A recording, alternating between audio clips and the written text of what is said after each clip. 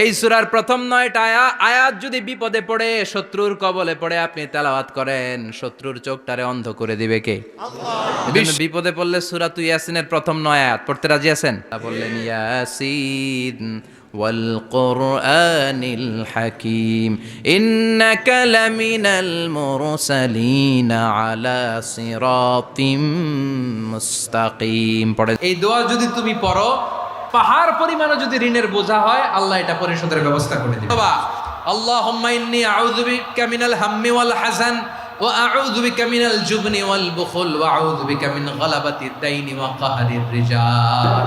যারা এই দোয়াটা পড়বে, আল্লাহ আপনারে গুপ্তধন হাতে দিবেন।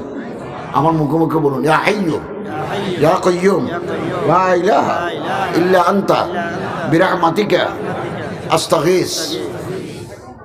এটা ফজরের আজান দিয়ে মসজিদে যাবেন, সুন্নত পড়ে এটা 40 বার পড়বেন।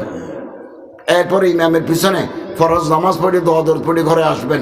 আগামীকাল সকাল থেকে আলাম চালু হয়ে যাবে ইনশাআল্লাহ। ওয়া আখিরু দাওয়ানা আলহামদুলিল্লাহ।